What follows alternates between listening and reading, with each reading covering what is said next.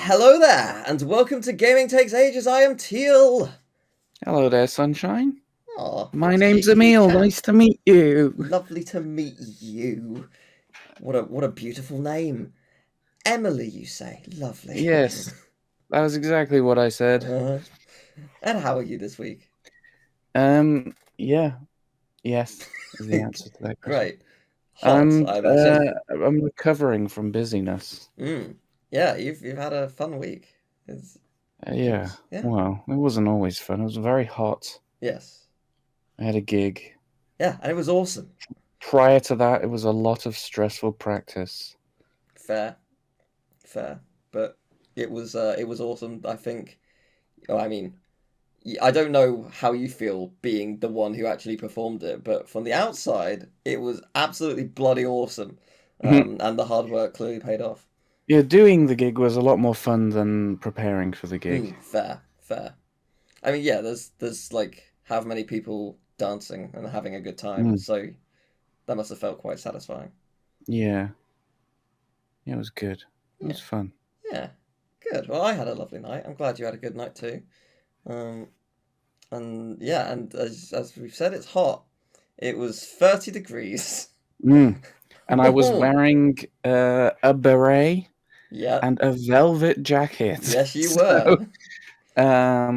yeah, I had a commitment to I had Yeah. to disguise myself as someone else so that I could do that. So it Yeah. was non-negotiable. Yeah. Well, you look amazing, as always, but oh No. yeah, you're insane.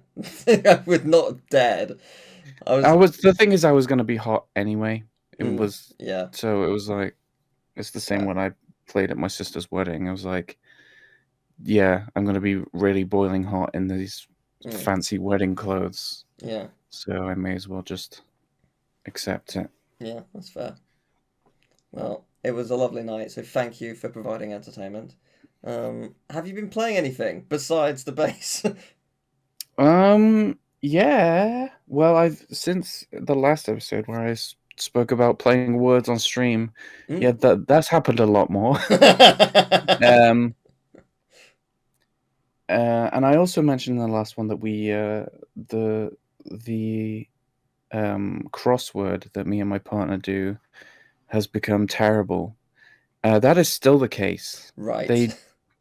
They totally ruined what was working fine. Ah. But we have since found another crossword, which you can actually also do on stream. Mm. I cannot remember what it's called. It's something to do with cats in space. Okay, that's not Um, that's not the words I was expecting to come out of your mouth when you said crossword. Uh, yeah, but that's quite good. I know people don't really think of crosswords as games, but they are games. yeah, yeah, they um, are. Puzzles are games. and yeah, my partner doesn't like that one, but I Mm, do. fair enough. So, Well, in the last podcast, I said that I was playing Final Fantasy VII Persona 5, the Phantom X. Um, and yeah, no, I'm still playing Final Fantasy VII Persona 5. mhm. Yeah, no, it's this game's mental. I'd like to remind everyone that it is a gacha game, so it is free, but you Gacha. can pay for microtransactions. Don't need to in any capacity. There's so much within the game as it stands. So I completed the And first. therefore you shouldn't. Yes, I don't plan to. So I completed the first dungeon, and there are two main dungeons or palaces that's similar to Persona 5.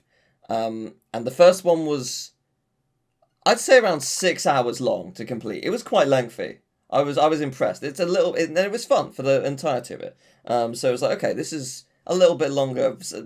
Yeah, I would say like 1.5 times longer than a Persona 5 Palace. So that's pretty cool. It's got a lot of replayability. I've done all the story to get to the next palace and I unlocked it. And what's great about the palaces is you get rewards for how much of it you've completed, how many chests you've unlocked and stuff. And you can see a checklist of how many chests you've got, how many are common, how many rare, etc., etc. The amount of chests in this dungeon is double the amount of the previous one. So Oh, I okay. am terrified of how big this thing is.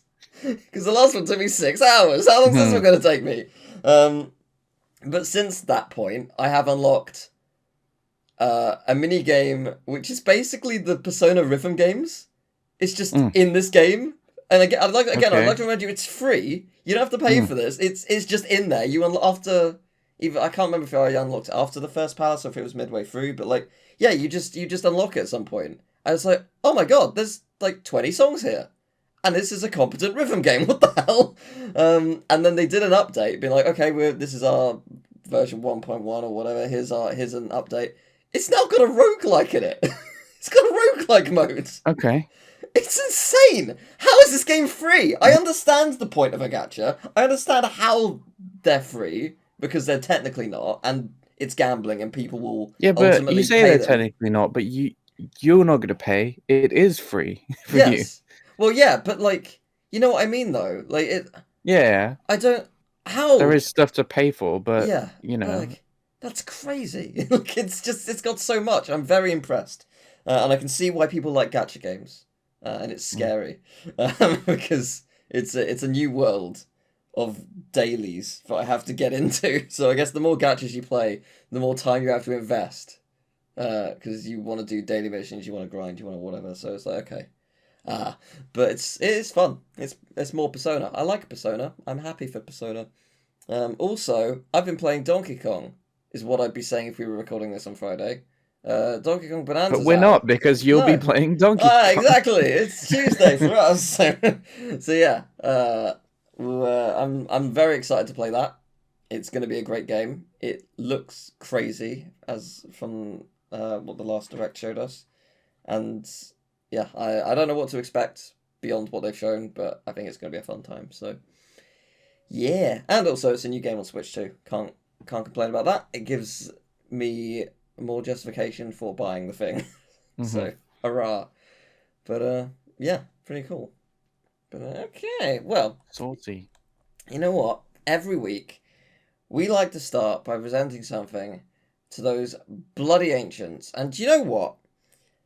I'm kind of getting sick of them because we've been doing this thing for like 3 months now, and we try and please them all the time, and we know nothing. They've not given us anything, a crumb. They just say the same 7 words, and we lap it up and come back week after week as if, oh, we really need to get some kind of info from you. We really need to find out if we can make you happy. Why should we make you happy? I just want something, a crumb, anything. I just want to know anything about you. I'm a Gemini. Oh, thank you very much. I appreciate that. Okay. Oh, you know what? Oh, That's good. That's good. Oh, all right. I'm that's satisfied. made me Hmm. a bit worried about my offering. Oh no. I don't think it would appeal to a Gemini. Oh no. Well, what have you brought? But then again, I don't know anything about star signs, so I could be wrong. Yeah. I don't know. In fact, learning that the ancients are a Gemini, Yeah. which is a sentence that doesn't make sense, um, tells us basically nothing. Yeah. It tells us absolutely nothing, but that's something. They did listen. They are listening. They are paying attention. Interesting. So they're not just outright rejecting everything. There's a chance one of these days. Interesting. Well, I'm Mm, satisfied. That's you know what? You know that's perked me up. I'm feeling good about that. yeah, Thank you, ancients. Whoever, you know, wherever. Yeah, appreciate you. we just got to keep the hope. Yeah, cool. What have you brought? It's Maybe that you've that maybe you've brought it.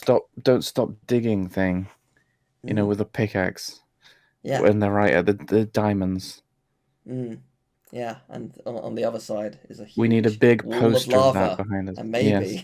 maybe we'll pick the right one, or we won't. But what have you got? Maybe you've got it. Have you got it? Have you got Have what I I need? have I got what they need? Okay. What do you think this is? What do you have a guess? Have a guess what this is. Uh, Are you ready? yes. Game manual. Game manuals again. Different game manual. UK game manuals. You've got a 34-inch samurai sword. 34-inch. Is that long? I mean, maybe listen to the sound and it might. Oh, okay. Bricks. Is that what you think bricks sound like? Yep. if they were really, really small. Um, yeah, you're folding pages. It's a book of some kind, or It's not. it's not a book. Oh, I thought, this is about games, mm. and they're ancient. So video games probably don't appeal to them that much. And what could be more ancient than playing cards? Oh, Well, the game of Senates probably, but mm. playing cards are pretty old. Yeah. I have here a deck, and they also have their history in video games. Mm. Nintendo started making playing cards. Yeah. So what I have done is I have invented a card game that you can play with playing cards, and I'm gonna do my best to explain it in a way that does not extend this podcast by an hour. Okay. I mean, I'm fine either way, but go ahead. So, this is a card game that you can play with two people or more. I haven't played it with more, but there's no reason I see why it wouldn't work with more. You just have to split into two teams. And the good thing about this game is you can have uneven teams as long as you have the same amount of cards on each team. So if you Okay. did 1v2, the one person has 10, the two people have 5 each. Okay. So this game is based on a little game called volleyball. Have you heard of it? As in the sport, or is there a Yes, different? Okay, I was gonna I'm say, is talking there a about the different sport of term of? volleyball. I was gonna It's say, is there a also could different term equally for be volleyball? tennis, but without the Okay. stupid scoring system. Um, How dare you? I like tennis. it's ridiculous. The It scoring system is it ridiculous. is, and yet Uh, very captivating. so this game is called Volley. All you need is a deck of cards. You want the two jokers in. I saw a joker a moment ago. I can't find it now. So you want the two jokers, and you probably want 7 tokens of some kind, or a piece of paper that you can write on, or like 7 coins. So what happens is you start with a hand of 7 cards each. So you each have 7 cards at the start, Hmm. and if you lose the round, then your starting hand is 6. If you Okay. lose that round, your starting hand is 5, and Hmm. so on and so on. And when you start a round where your starting hand is 0, obviously you have lost. You are dead, Yes. Yes. and the other team wins. Cool. So what you do is once you've got your hand, you take the top of the deck, which is upside down, you place it down. In this case, it's a 4 of hearts. So if in my hand I had a 3, a 4, or a 5, I could put it on top of that 4 because it's either the number or the number next to it. Hmm. And then the next person's turn, I volleyed to them. They can, so say I put down a 5, they can now do a 4, a 5 or 6. 5, or a 6. And it doesn't matter what suit or color, Hmm. it's just the number. And you can keep going back and forth until one person can't go, and then they lose the volley, and Hmm. that's when they lose one of their starting hand Hmm. cards. I presume. So Would you? Do you have to get back your starting hand because it'll be in the middle of the no, pile? it Okay. just depletes. Yeah. Your starting Fair hand enough. gets smaller, Yeah. and as that happens, it gets harder. Yeah. So there's some other little rules that make this a little more fun. So you can say if the 4 was down in the middle and you had a 4 and a 5, or a 5 and a 6, you can play 2 cards that are Okay. or you could have 2 fours. It doesn't matter as long as the one follows the previous one or is the same. Um, so you can do 2, and then your opponent has to respond with 2, Hmm. or they're out. Ah, interesting. And And do once you take 2 away from them, from your opponent? no, no, Oh, no, it's just it's just like a super volley, yeah, right? fair enough. Um, Yeah, so 140 mile an hour serve. Yeah, yeah, yeah. Got you. yeah, so say I give you 4 and 5 at the start, then you do 5 and 6. Hmm. We go back to ones because you've met my 2. Oh, okay. You don't have to keep Or going. I could obviously do another 2 because you can do a 2 at any point. However, if I play 2 to you, You then have the option to play three 3. to me if you have them, And you'd which is have going to to be much play harder 2. for me to play against, especially when I've just got rid of 2 cards. Do you have to play a So 2 or a 3 to my 3? I would have to play a 3. Oh boy, yeah, that's hard Yeah, then. That's or I near could play a impossible. 4 back to you if possible. And You then I'm can't out. you can't do a 3 from a 1 though. Yeah. That's a rule. You raise it by 1 or you match it. Okay. So the one thing that makes this game really fun is that at any point, if you don't have the card you need, you can chance it by taking the card from the top of the deck, and if that Oh. is the correct card, it's accepted. In this Oh, case, brilliant. it isn't. It's a 10. You lose. And that makes this game feel really good when you like, oh, I Oh, can't do anything. And you yes. pull out the right one and you're like, yes, yes. Yes. And as well, That's you can do that. excellent. Say if the 4 is down there, you pull out a 5 from the top of the deck and you have a 6 in your hand, you can use that to double it up. Oh, okay. Okay. So this is basically the game. And then the last thing is the jokers, you can put them on any card and you can put any card on top of them. So say a 4 is down, you can play it down on top of the 4, and then you can play whatever card you want on top. Yeah, you can play like a queen immediately, yeah. Yeah. Interesting. So that's the game. It's pretty Fantastic simple. game. Love it. And I described it in a very quick amount of time, which I'm very impressed with. So, Yes. you know, you can't say you don't get anything from this podcast. You've just learned a new game. Yes. All you need is a deck of cards. It's awesome. If- Are you calling it if you volleyball, or don't do you want to have- call it a different name? It's called Volley. It's called Okay, it's Volley. called volley. Okay. If you don't have a deck of cards, sort your life out. It's just a thing you should have. Yeah, they're It's, not that you know, expensive, are they? What, like £3 probably? Maybe a little more, There's, depending on if you you get a know, nice deck. what happens when the power goes out? It We happens. got a phone. You need a deck of cards. We got phones. No, We the met phone anywhere. is also out of battery. So, Oh no! Oh, that's tragic. The deck and of cards you is would great. you Yeah. wouldn't want to have to just talk. No. Or maybe, yeah. No. So that's the game. There are some other rules that I've added as like a bonus house rules. But you know, I'll go over them quickly. You can use an ace to cancel a combo. So a combo is like when someone does 2 cards to you, Yeah. you can just put an ace on it, but it has to be the same suit as the card that you're putting it on.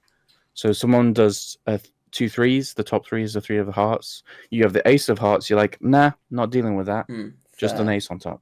Good. And you can also put a king on any card if it's the same suit. That is So- cool. Yeah. And you can also, if you do a king and you have the queen and the jack of the same suit, you can go straight to a 3. Oh. But it's very unlikely that's going to happen. Anyway, that's the game. I described it as quickly as I That possibly It could. was awesome. I genuinely want to play that. Yeah, I've been playing. I've actually. So I said that I hadn't played any. I've been playing this game quite a lot online with my partner. Yeah. I found a deck of cards that you can play online. Mm. I think it's just called Deck of Cards. No, let me find out. It's called deckofcards.net. Fair enough. And you can just use it to play any card game. So yeah, That's really cool. Genuinely, that is absolutely brilliant. I made it just for this podcast. It's really cool. I want to play it right now. We got a the podcast. ancients would not allow it. I think they wanted Senate. I think that's the problem. It's probably. not ancient enough. I should have brought Senate. Yeah, should have broken into the National Gallery of Board Games or whatever and just taken the original one. Stupid. Oh well, no, genuinely, that is absolutely awesome. I love that. We need to play that. Genuinely, I'm really excited to play that. That's really cool. I really want to. I'm ready to play it 4-player. Like I've only played it 2-player. Yeah. I played it in person with my mum as well, and she liked it. It's really cool. Yeah, it's really, really cool. Well, we'll move on a little bit from that, as fantastic as it is. Because exactly 25 years ago, on July 18th, 2000, Threads of Fate released in North America on the PS1. It released in October of 1999 in Japan and never actually released in Europe. So I had not heard of this game. And when I was playing through all the PS1 demos, like over the course of like 2 years, because I wasn't playing the American demos, I was playing the European ones, I did not know this game existed. So this is kind of a treat to discover. It's an action RPG by Squaresoft. And for now, that's all you're getting. We're going to do something a little Okay. different. Usually, Interesting. I'd talk about the game and then give you a question. Instead, we're doing the question now. Welcome to Firsts of Fate, because I'm going to list you 5 firsts from this game, and you're going to have to tell me which one has been made up by me. Okay. So So- 4 of them are real. 4 of them are real. Alright, are you ready? I guess so. The first villain you see has a hand that's bigger than the rest of him. Okay. The, f- I love it. I hope it's true. the first enemies in the game you fight are called Smokey and Blood, who threaten to eat a girl. Okay. You, That seems believable. you transform into a sperm-like creature. The first time you do so, the main protagonist declares, "This is good." Okay. The first friend you meet is an artist called Captain Smear. There's a Again, minigame. could be. There's a minigame zone. The person introducing the first one claims that giant balls are lots of fun. Now, Mm-hmm. those are your 5. I would like to add, all of this happens within the first 40 minutes. All of this bar one of these things. Sure. I think that maybe the fake one is either the giant hand or the big balls. I really like the giant hand one, so I'm willing it to be true. Mm-hmm. Which would make the big balls one the fake. Okay. Unfortunately, that is true. The fake is your friend called Captain Smear. Right. Yes, I thought. Yeah, I forgot. Yeah, your I artist did think that friend. one was a bit sus. I had come up with a backstory. They are a pirate who ferries you to a nearby island when you're searching for someone called Claire, who was taken by the Hand Dude. But no, they're not real. The Hand Dude did take someone called Claire. They have a fairly large arm, and then the hand is massive, just absolutely insane. Yeah, it's a weird game. Yeah, it sounds like it. Yeah, you transform into a sperm. It's called a polywog. And it's not the only... That's a tadpole. That's what they call tadpoles in America. Ah, I did not know that. But yeah, tadpoles and sperms are very similar looking. Sure. Yep. Rue, the main male character, transforms into a polywog. But you can also transform into various enemies that you fight throughout the game if they drop a token when you destroy them. So you can transform into them once they drop that token, which is really cool. It's used for just general combat and occasionally some puzzles because it's a forced drop in some cases. But Rue is not the only character. When I can't remember if they're available from the beginning or if you unlock them after you beat the first story. But there's a second character called Mint, and she has something. She's entirely different. She shoots magic light orbs out of. She has 2 giant rings that she holds, and they shoot light orbs out. So her combat's very different. Minty, it's more minty fresh. It's more ranged combat. But yeah, I didn't know what to expect from this game. Is it turn-based? Nope, not turn-based, action combat. Okay. Action combat RPG platformer of sorts. Oh, that's a lot of things. Yeah, sort of platforming. I mean, it's more limited, but it still has some. What's the camera situation? Quite zoomed out. Not top down, but just sort of not free down. cam. Yeah, not free cam, pointing down. But yeah, it's fun. It's cool. It sounds very interesting. It's actually never genuinely even quite heard cool. of it before. Yeah, I mean, same. I was impressed by it. And so it's one of those games where it's not on Metacritic, but it was on Game Rankings back in the day. Got 76%, so did fairly well. I've got some reviews from Metacritic, not Metacritic, Game FAQs, and now I'm not going to read the whole reviews because the problem with Game FAQ reviews is they're quite long typically. Even it's separated into detailed reviews, full reviews, and quick reviews. The quick reviews are not quick. They're 4 paragraphs usually. They're not that quick. But I do have a couple of reviews. So one of them says, 1 out of 10, Threads of Fate is a completely horrible game with no redeeming qualities. I Of course. completely disagree. I think it's great. Because someone... All I know about the game is redeeming qualities. It's got a guy with a big hand. What's not to love? Yeah, someone else says, unique to say the least, 9 out of 10. Someone... DJ Skittles, 4 out of 10. More like Threads of Fat. Brilliant. Yeah. And then Mio Twister, 10 out of 10. I now know why God put me on this earth. I took the liberty of reading their review. They love this. They got the PS1 demo, and they like kept playing it back in the day, or back in the day. Yeah, back Nice. when this review was written in 2003. So obviously the game released in 2000, but the review is quite old. So yeah, they played they had the demo, I guess, earlier in the year, where the American demo would have actually had it because it released in America. And yeah, they played it a lot. They really liked it. So they were just like, and they said they kept having a voice in the back of their head being like, no, I should play that demo again. I don't buy games often, but maybe I should buy this game when it comes out. And apparently they went to the store on launch day, and it wasn't there yet, like it hadn't arrived.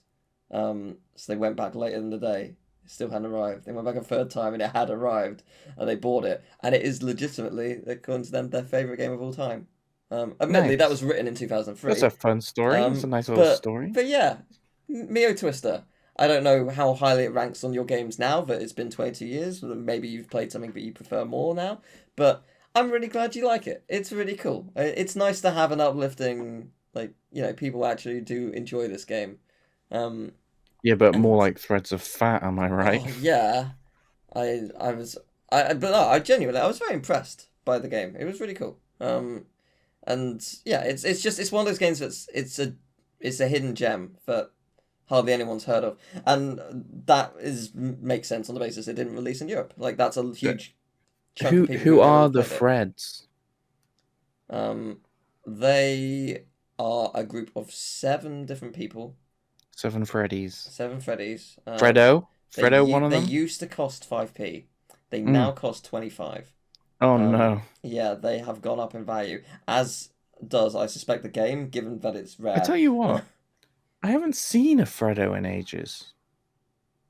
You usually get them in a pack of like 6, really? Not individually. I think a pack of 6 is like £1.50, £1.20, something like that. I can't remember exactly the price, but if I owned a corner shop, I would sell Fredos for 5p. I would make a loss, but would you? Because people come in for the nostalgia and buy other things. I don't know if they would buy it. Well, I would maybe raise prices elsewhere. Maybe just buy a penny on each thing. Yeah, well, the thing is, so that I could. I feel like that would be such a thing. Like, oh my god, this shop sells Fredos for 5p. But then the problem is everyone comes in and buys Fredos. Yeah. Only Fredos for your shop, and then you do make a loss. Well, the thing is, though, I think we underestimate how much things are upmarketed. Because, like, let's say you buy, I don't know, let's say you buy a bag of Maltesers, like one of the big bags let's just round it out to £3. I suspect that wherever you bought it from paid £1.50 for that. I'm not gonna say where I worked, but we used to sell stand mixers for baking. I'll use the brand KitchenAid. KitchenAid is a very, very very good brand. I rate them. We sold them for around, I can't remember exactly. I want to say £525, which sounds like a lot, and it is. But the KitchenAid are good. And also, they're the ones you see on Bake Off. So, like, you're like, oh, they must be good. And they are. I, one time, saw the sheet of how much we paid to, like, actually, how much we paid for it before. So, reminder, we sold it for £525. We bought it for around £150. That's an immense profit. That's more than double. So way more, it's triple, in fact.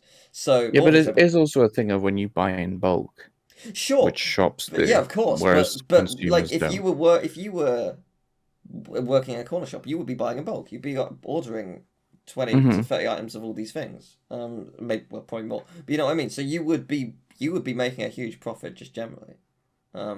It's surprising how much things are bulked up.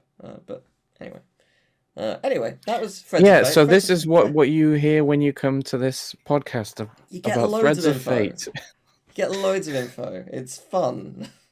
You get quizzes, you get games, you get rants on how gacha games are free. It's not really a rant. You get loads of stuff. Um, but yeah, no, Threads of Fate is cool. I liked it. So, Mm. uh, congratulations. You've done your quiz, so I guess we're moving on to Thesaurus. Yes, it was all topsy turvy. Yeah, but I liked the idea of firsts. Yeah, So, and from firsts to finals, the mm, Square Enix story. yeah, that would be absolutely. When did Square Enix? When did they merge? No, it was after 2000 because Kingdom Hearts Mm. 1 was SquareSoft. If it was actually Square Enix's first, imagine. You could I argue. think 10 was still SquareSoft. I think. Hmm. Yeah, that makes sense. Yeah, so it's probably 2002, 2003. Anyway. Thesaurus! With, The Thesaurus round. It is time for the Thesaurus round. It needs more fanfare. what? That was it. What That's the what you fuck get. was that? It's me going, woo! It's one dude is really happy for this round, and that dude is me. Yeah. Woo. Do people like this round? I've I no feel like idea. you don't. Nope. I have no idea. Alright, let's go. Come on, I'm ready. Okay. Ape Escape. No. It's not Ape Escape, Ah, no. alright. But good guess. Alright. Good guess. Especially considering I didn't give you any of the words. So, Tales of Monkey Island. guess one more and we'll see if you have it. Is it tangentially monkey related? What else is there? King Kong. Donkey Kong. Donkey Kong Country. It's not Donkey Kong. Donkey Kong Bonanza. Okay, the thing I'm giving you is dismantle the entirety of anthropoids. Oh.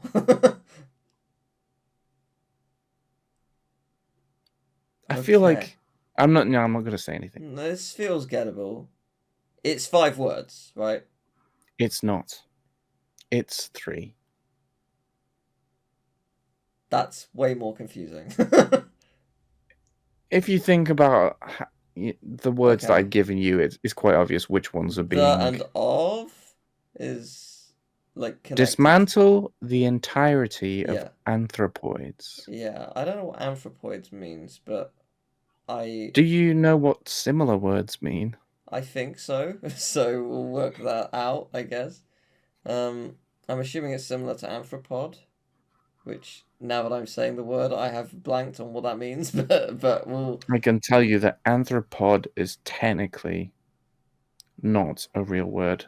Oh. It is a misspelling of anthropoid or Ah. arthropod. Ah. Good to know. Yes. That helps me less. But okay. No, okay. Destroy everything. Please. Is there a game called Destroy Everything, please? Where are you getting please from?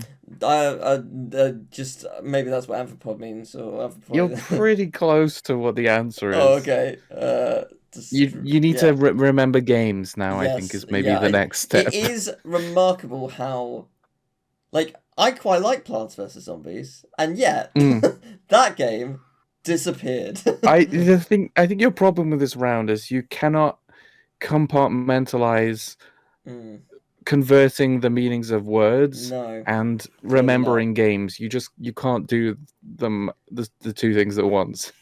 Or any of the word association bit just at all. I think it's different kettle No, of fish. But you yeah, may be getting on to something. destroy, break out, break out, destroy everything, destroy humans. It's destroy all humans. Yes! He got there. Yes! He made his way Yes! to victory. He got it. Yes! So anthropoids does include humans, and it also includes apes. So I was mildly close. It took me you far too think long. about anthropology as the study of humans? That's why I know the word. Yes. This is like going into like the mind palace of 10 years ago when bronies were a thing. Why? There was a fan character of a pony who was obsessed with the human world, and he sang a song called Anthropology. Very catchy. Well, yeah. But You have like anthropomorphizing. mm, I guess that's how you say that word, and that's to make something look human, which I guess also happened a lot in the brony world. yes. But yeah, that makes sense. That's why I know the word. Fun. From brony culture. Yeah. That's how you learned about anthropology. Yes, not school. My one, I like saying, slammer planner. Slammer planner. Yeah. I reckon Well, a this is planner gettable. could be a diary, or it could be somebody that plans something. This is quite gettable. Slammer. I feel like this is more a word you would find in the UK. Oh, like prison. Jail. The prison diaries. Yes. Slammer planner. Prison architect. Yes. Yes. Yeah. I just liked the word. It Yeah, sounded good. it's good. It's good when they rhyme. Yeah. I enjoyed that. It's fun. Add the applause. Throw the applause in. Eh, Hooray! you get your woo, and that's it. Would you like a bonus one, because I think it's really easy. Yeah, okay. I can't justify giving it to you on its own. Arena. Arena. Mm.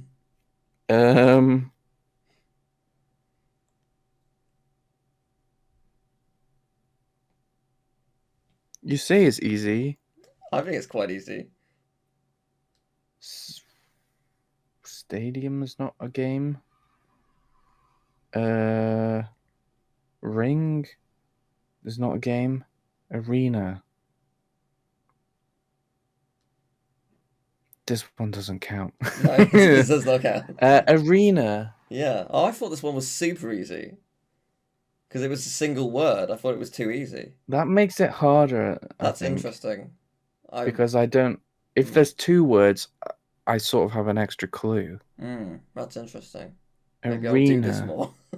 You've given me a hint on what to do in the future, because I thought this was super easy. Colosseum, no. Because my problem is I can't separate multiple words. But if I had one word to fixate on, I'd be like this. There, one of these is a game.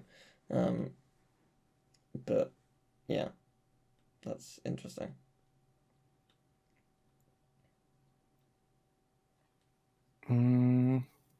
Battlegrounds? That's not a game, is it?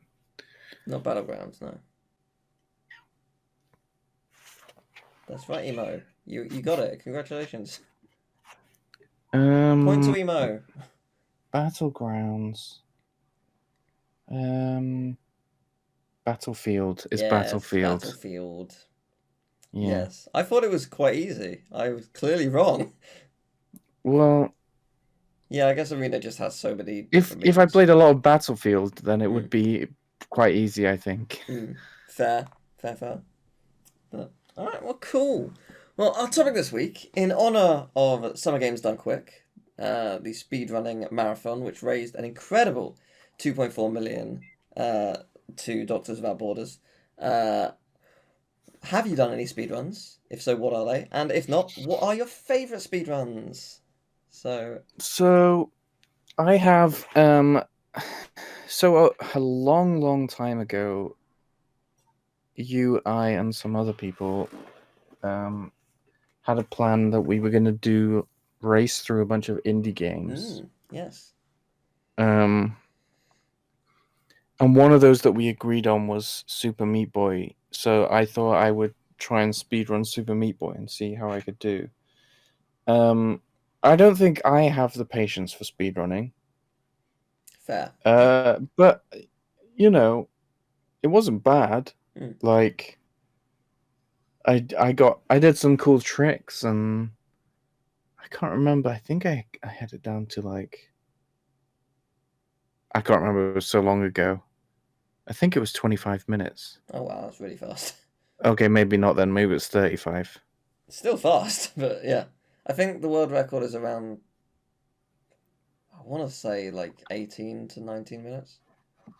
I think if you like, I think like with speedruns are typically 8 times faster than someone who's playing a game for the second time. Like is how I typically attribute it. Because our first time you're going to be looking at things, you're going to be watching cutscenes, you're going to be learning how it goes. Second time round, you'll be going faster, but you're still not going to be like super knowledgeable. You're still going to make mistakes. You're still probably going to be looking, observing, etc. That's my general rate. That's an interesting. 5 to 8 times, depending on game. Yeah, that's how I see it. You can feel free to dispute me if you think I'm wrong, but that's how I typically see it. But yeah, I think anything sub 1 hour is incredibly impressive for me. It was definitely sub 1 hour. Yeah, no, I know. I remember do that we believe said that episodes were going to be like either 20 minutes or 30 minutes, and it was going to be like if you finish before the end of the episode, you can't move on to the next game. Right. So I was trying to like get it to within a certain time, so that I could like finish it in one episode. But we never did that in the end. So. Well, was it? How many games were we going to do? I think there was 4 of us, and we were each gonna pick one and then have one that we all agreed on. Yeah, that makes sense. Yeah, so 5. Yeah. It was sort of inspired by Pokemon Generations, but like not Pokemon. Yeah, I think that does ring a bell. I mean, I do remember it, but like I meant more the like how many it was going to be. I guess for those who don't know, Pokemon Generations is a versus series that I did with my friend David, my friend Callum, Deadpool Rocks, and my friend Safazen. When's it coming back, Teal? Oh, it's dead. It was a pain to edit at the time, and unfortunately, like people involved just don't really want to continue it. We did. I have mentioned this in the past. I did a sort of epilogue video to it, but we did intend to do a finale episode. Because we did it when my channel was like 5 years old, and on my 10th anniversary we were going to have a finale for it, and we always said throughout the series, because loads of people asked us, because this was before, like I think Pokemon X and Y had only just come out, so like people were saying, oh, are you going to do Gen 6 when you finish Gen 5, and the answer was always no, we're just doing Gens 1 through 5. Well, it turns out we didn't.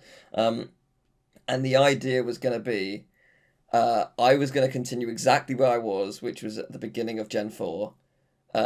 David and Safazen, because they were at pretty much the same point, they were going to have the same save file at the end of Gen 5 with the same Pokemon. They were going to basically be at the beginning of Victory Road, and it would be them racing against each other to see who could get through Victory Road and the Elite Four first. And Callum would actually have a I still have the video, a pre-recorded video of the Elite Four of Gen 7, because Gen 7 had released between that episode and the finale. So the joke is, no, we don't do Gen 6, but he's on Gen 7, he's just warped ahead of us. So, because he flip-flopped throughout the series, because like he lost his save file at one point, So he had to redo a bunch of stuff on camera. Gen 2, we just skipped him ahead, so he ended up being first at one point. So so we just did we did a bunch of things. I thought it'd be funny to end that way. Not not as funny as my mum's suggestion, because my friend Callum does wrestling. He's a wrestler, and my mum was just like, if Callum doesn't want to do it, just ask The Rock. Just ask him to be in the series. I was like, yeah, he'll say yes. Of course he will. It's just like, yeah, just message him on Twitter. What's the worst that could happen? And then, when it was lockdown, it's like, no one's doing anything. Ask The Rock. It's like, no, Mum, it's not happening. So, yeah, no. Yeah, so, continue. You speedrun Meat Boy, and it's really cool. It was a long time ago. Hmm. Yeah. It was fun. Yeah. That's about it. That's the only thing I've ever speedrun. But are there speedruns you enjoy watching? Yes. So generally I like watching speedruns of games that I love, especially games from my childhood. So like Crash games, always fun. Jak and Daxter, Ratchet and Clank. What else? I want to quickly mention Rayman those franchises. games. You mentioned those franchises, and it is crazy how different every game is the speedrun. Like, even games which are sort of similar, like Spyro 2 and 3 and Crash 2 and 3, I know that they have a lot of differences between them, but they are very similar controlling games. They have completely different movesets between them. And it's really interesting to see them. Like Spyro 2 versus 3, for example. Spyro 2 had a double jump glitch, so that completely changes how you play that game. Spyro 3 doesn't have that, but people still find workarounds to find ways to swim in air and to skip paying money bags and just to skip through worlds entirely. Crash 2 and 3 is way more intense of a speedrun than it looks on the surface. Because Spyro 2, the fastest way to move is by slide spinning, because you can, especially on slopes, you gain loads of momentum, and if you chain it together, you actually go faster and faster, assuming you don't jump. As long as when you jump, it cancels out the momentum. Crash 3, slide jumping is the fastest way. What you probably don't realise when watching speedruns is when they're moving through the slide, you have to let go of analog or D-pad.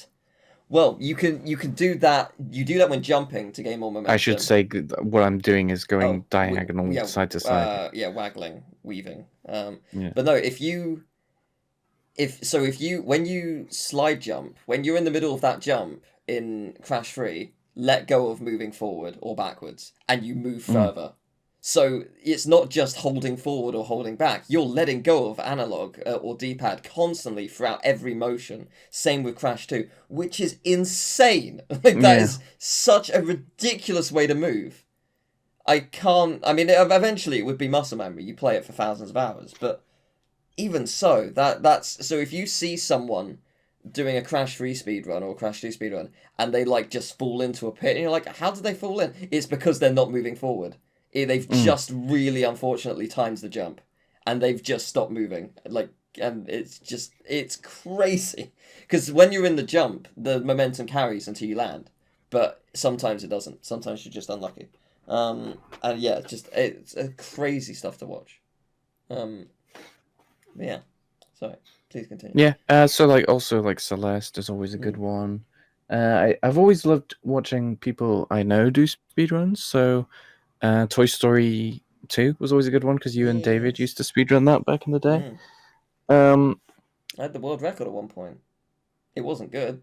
It's 40 minutes slower than the world record now. I think more. I think it's 45 or so. Mine was 141 or something, and the world record now is 55 minutes. It's ridiculously fast. But one that I always enjoy watching is Monkey Ball speedruns. Those just seem like magic. Yeah. It's crazy just how precise every stage is. It's remarkable to watch. And yeah, just the things that they do, Like when I've played Monkey Ball, it feels impossible sometimes to beat any of the stages. Yeah, yeah, they just fall off the side and hit something Yeah, at a precise and angle and then and just they weave know in. where they are. Like as Yeah, soon as I sort of am falling, I have like I yeah, completely lose my bearings. yeah. It's really So, cool. Yeah, it's a great one. Um, yeah, as you mentioned, I did Toy Story 2 speedruns. That was fun. Um, hmm haven't done that in a very long time. Probably not very good at it anymore. Um, I used to do Mario Party 9, which, as I've said on record many times, is more than just luck. There's a lot you can do with that game. I knew at one point what, regardless of what I rolled, I knew where I would land and what I needed to roll to be safe or to be in a good position. And the game has the game works different because unlike other Mario parties, you're on a fixed track in a car with other people. There's no there's some minigame spots, but there's not like, oh, after you all go there's a minigame. There were basically whenever you land on a blue space, it might give you a minigame depending on how I describe it. If the game thinks if you haven't had enough fun. If it thinks you haven't had enough fun, it will give you a minigame. Oh, you haven't done that in a while. Here you go. You've landed on blue. Minigame for you. So you obviously want to not land on blue spaces. You want to land on spaces that are detrimental to you, and you want to try and manipulate the game as much as you can so that you get fewer mini games. And if you do get a mini game, you are the one to choose the mini game because there'll be a choice of three, and hopefully you can pick one which you can end in a second.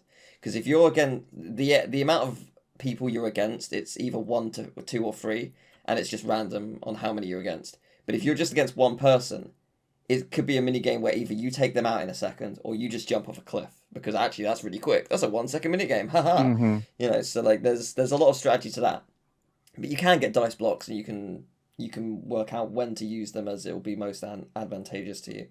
But I did legitimately work out a strategy for the third board where you need to get through a door at the end and it wants you to roll a six. If you don't get the six, then you go round the circle and then it wants you to get a four. If you don't get more than or four or more. If you don't get more than four, you go around again and it's now a two. And then it will be one. So it gets easier the more you go around. I found a guaranteed way to get through every time, and it's that the AI is winning because the AI at that point is smart enough to want to win. So if they are ahead of you in stars, or mini stars as the game refers to it, then they will always get a six at that door. They want to win. The downside to that is behind that door is the boss. So the board is about to end. So and the person who gets to the boss automatically gets a little reward for getting there. So you need to make sure you don't lose the bonus stars, which there are 15 but could be one, and you kind of want to win that boss. So you want to get there with very little leeway. So it's a very dangerous game. But it is a strategy and it's fun. I like luck. Which is why one of my favorite speedruns I'll talk about in a minute is the worst, and I love it. So I also used to speedrun Kingdom Hearts 1, which I was alright at. And not like world record good, but I was okay.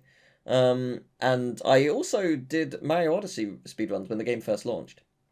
But Did you? I don't remember that at all. I've not archived any of them. But I can't remember who it was. It was me and some other person were actually pretty level, and we were just sort of competing against each other, for about a week, and then I just got busy with other stuff. But yeah, it was fun. I enjoyed doing it. But yeah, in terms of speedruns, I enjoy. We've mentioned Crash. Crash 2, Stuart0000 is the world record holder, and they are bloody awesome. That's 100%. They're bloody awesome. Potty is the speedrun holder for Crash 3. Just awesome speedruns. Absolutely crazy to watch. When they're on pace, it is just an art. Hypno Shark is Crash Team Racing's god, and just love to see that. Again, it's just a true understanding of the game and just awesome to watch. We mentioned Spyro, and I mentioned Spyro 2 and 3. Spyro 1 is my favourite to watch because that game is so erratic and fast paced, but also so seamless when you're watching someone who knows exactly what they're doing. And the three I would say is Deoman, Lumi Laura, and Composer. Those three are just unbelievable at the game. And it's an absolute joy to watch them every time. You mentioned Ratchet. Zem is who I love watching for Ratchet. Jack and Daxter, I love watching the Rixer. And the speedrun I love watching, Pokemon.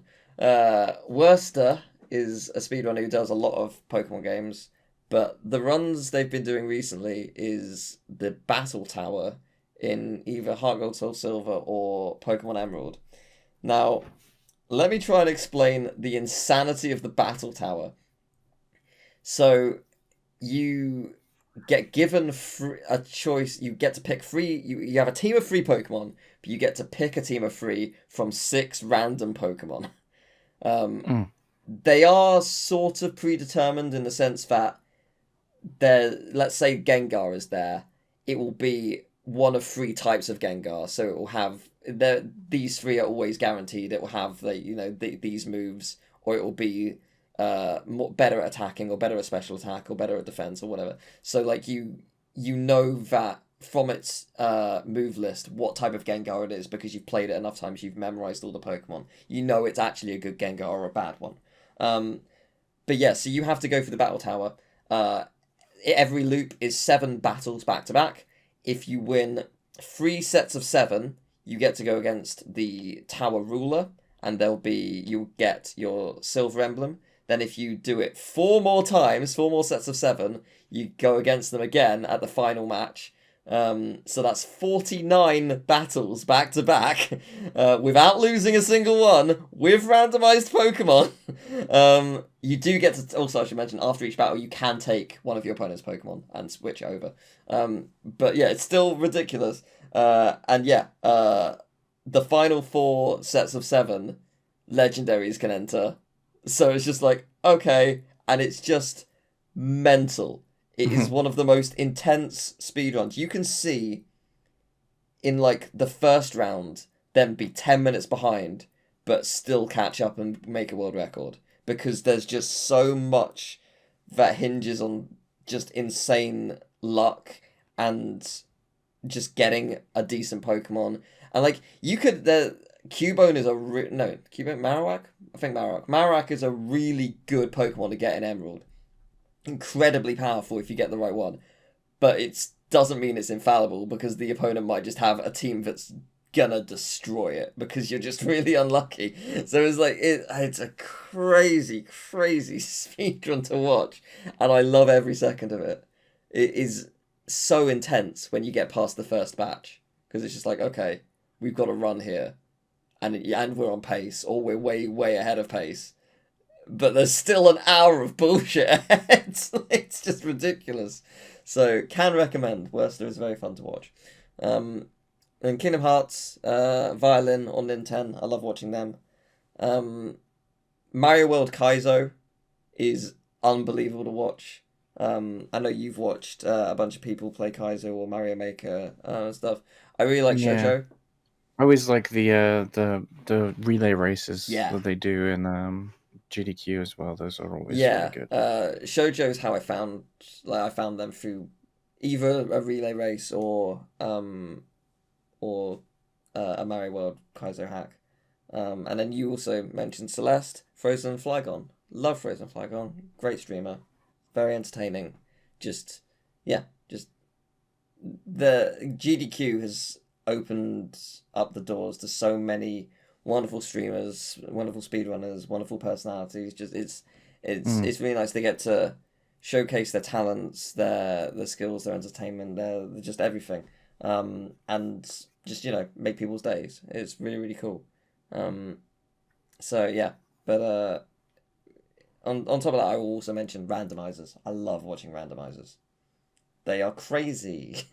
It's your favorite game but different, and that is really cool to watch or play. But the new Archipelago. I say new, it's not that new at this point, but the Archipelago randomizer, where it randomizes games into games, and I've seen people do it with hundreds of games as well. It's not like you're limited to 4 or anything. You can do it with hundreds. that's a crazy thing, and that's really exciting to see. Like, just to watch. I love speedruns.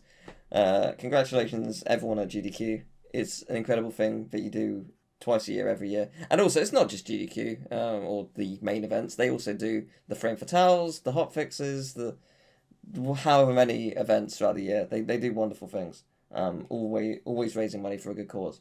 And yeah, massive respect to everyone there. But yeah. Oh, actually, I did make a small note. Things that I haven't watched much of GDQ because I've been busy, but things that were good that I've seen or were like standouts for me. Beat Saber by Kung Fu Fruit Cup. Metal Gear Solid 3 by Apache Smash. That run is crazy because it's a mod where all the enemies are invisible. So it's absolutely insane. Roller Coaster Tycoon by Dynamation. It's the trans rights park, and it's very feel good, funny vibes. It's just good. And it's that game I'd not heard of, Plants vs Zombies by Satan herself. Satan's also really good to watch. They had a dev on call, and it was just good vibes, so it was really cool. But yeah, I love GDQ. I love speedruns. Yeah, I think as well as such a accepting community. Yeah, absolutely. Yeah, which and is very refreshing, especially in the world of gaming. Yeah, which can sometimes be quite turbulent. Yeah, and it's like at GDQ, you'll see people be like, "Oh, if you want to get into speedrunning, just join the Discord. We'll help you out if you need it." And they genuinely do mean that.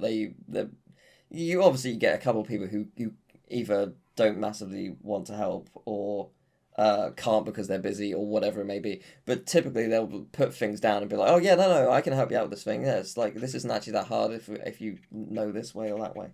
Oh, actually, that's another speedrun I used to do. Scooby Doo Night of 100 Frights. That game is awesome. Really fun Metroidvania and just super fun.